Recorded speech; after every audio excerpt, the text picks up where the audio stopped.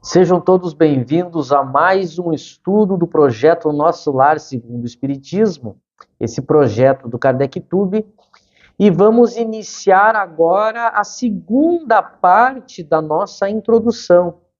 Lembrando que a gente vai ter uma longa introdução e depois nós vamos analisar a obra Nosso Lar, do Espírito André Luiz, capítulo por capítulo. Mas, primeiramente, a gente planejou fazer uma longa introdução e essa longa introdução tem um objetivo.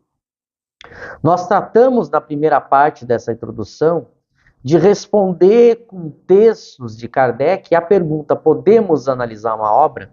Por uma lógica muito simples. A gente está se propondo a fazer uma análise crítica dessa obra, usando como referência as obras de Kardec. Então, obviamente que primeiro a gente queria mostrar como a própria obra de Kardec coloca uma crítica, uma análise, como algo possível e como algo que deve, inclusive, ser feito. Então, a gente acredita que com aqueles poucos textos que a gente mostrou, já tenha ficado muito claro, segundo a obra de Kardec, de que é possível fazer uma análise. Claro que essa análise tem que ser feita de uma maneira correta do ponto de vista da forma e do conteúdo, mas ela pode ser feita.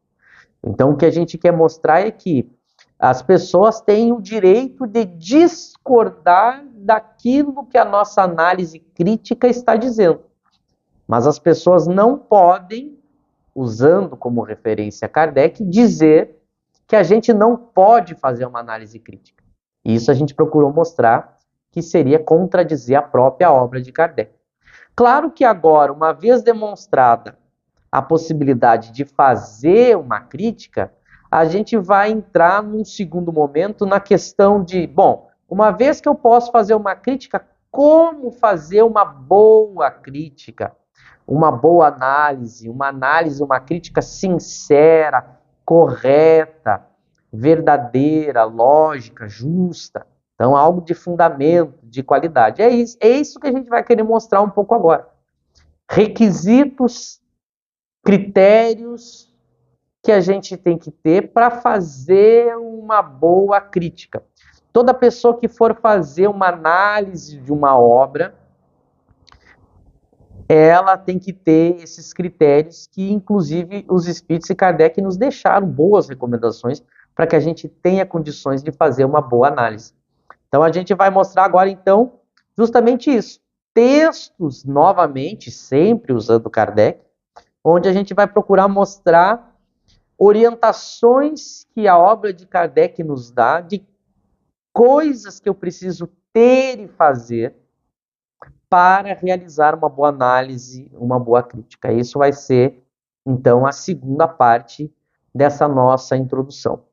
Abrindo um parêntese, que a gente tem recebido alguns pedidos de algumas pessoas que estão nos assistindo, que a gente acelere essa introdução e entre logo na obra. É natural essa ansiedade, né? Para que as pessoas têm de que a gente entre logo na obra. Até a gente tem essa ansiedade de fazer e chegar nesse momento. Mas é muito importante, como a gente está procurando fazer aqui algo sério e bem fundamentado, e como a gente vai fazer uma crítica de uma obra que tem muito respeito e influência no meio espírita, vejam, a gente não pode fazer de qualquer maneira. A gente não pode fazer algo leviano, rápido. Por isso que a gente está procurando fazer algo com calma e sem pressa. Então a gente já pede, avisa as pessoas que têm pressa, que não adianta, a gente não pode ter pressa. Como eu disse, é natural, eu sei que as pessoas estão bem intencionadas com essa ansiedade, mas a gente precisa ir passo por passo. Como a gente aprende com o próprio Kardec, né? A gente se dirige àqueles que querem fazer um estudo sério, aqueles que querem fazer um estudo com profundidade, com lógica, com seriedade.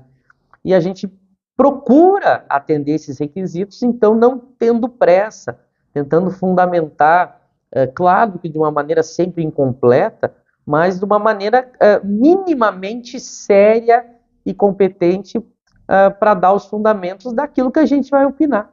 Para que as pessoas, quando forem fazer uma análise do que a gente está falando, tenham bons elementos para que concordem conosco, já que a proposta da nossa crítica é apresentar uma visão, um entendimento nosso, utilizando a obra de Kardec para interpretar a obra ao nosso lado.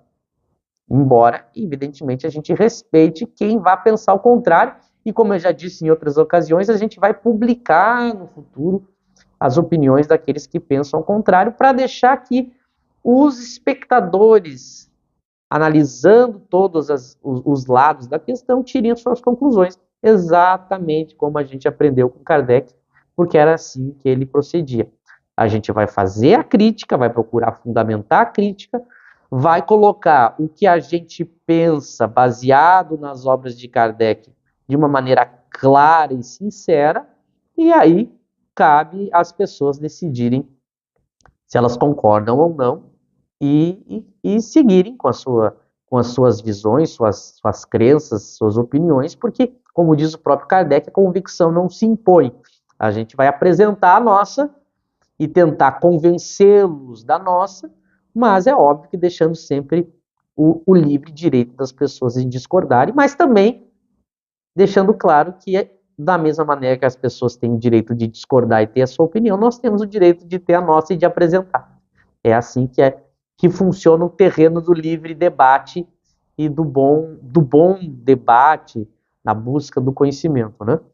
Então, fechando esse parêntese, essa segunda parte da nossa introdução a gente intitulou do conhecimento. A gente vai ver que o ponto básico para a gente fazer qualquer boa análise é falar com conhecimento daquele assunto, né? Não faz nenhum sentido a gente falar sobre algo ou procurar tecer considerações sobre algo que a gente conhece, não conhece ou conhece pouco, ou conhece de maneira incompleta, né? Então, por isso é que a gente intitulou do conhecimento. Nós vamos pegar trechos das obras de Kardec tratando justamente dos requisitos para ser um bom crítico, né? Nós vamos ver Kardec falando sobre o que ele pensa da crítica, sobre o que ele pensa do estudo, do conhecimento, lembrando que isso vai fazer com que a gente realize uma boa análise, uma boa crítica, né? Então, vamos iniciar essa segunda etapa, né, do nosso estudo com um texto de Kardec. É um texto do Livro dos Médiuns, né? Ou Guia dos Médiuns e dos Invocadores, que é esse nome da obra também, às vezes pouco tratado. A gente vai ler um pequeno parágrafo do segundo capítulo, intitulado Do Maravilhoso e do Sobrenatural, da primeira parte do Livro dos Médiuns, lembrando que o Livro dos Médiuns é dividido em duas partes, e esse parágrafo é o item 12 desse capítulo 2 do Maravilhoso e Sobrenatural. Kardec falando sobre os requisitos para eu poder discutir sobre alguma coisa. Então eu vou ler e a gente vai comentar como a gente sempre faz. Vamos lá, agora é Kardec falando. Abre aspas. Em lógica elementar, para se discutir uma coisa, preciso se faz conhecê-la. Porquanto a opinião de um crítico só tem valor quando ele fala com perfeito conhecimento de causa. Então, somente sua opinião, ainda que errônea, poderá ser tomada em consideração. Que peso, porém, terá quando ele trata do que não conhece?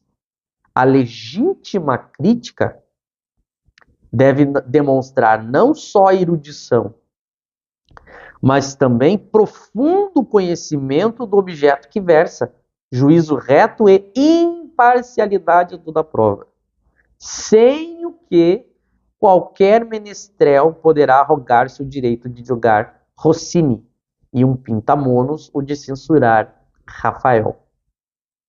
Então vejam, é um parágrafo curto, muito rico, né? Como todos os textos de Kardec são muito ricos, mas ele está falando justamente do que requisitos eu devo possuir para ser um bom crítico. Já que justamente a gente está se propondo a fazer uma crítica, é natural que a gente trate dos textos em Kardec, onde ele apresenta aquilo que ele considera um bom crítico. E para Kardec apresentar esses requisitos, ele parte de uma lógica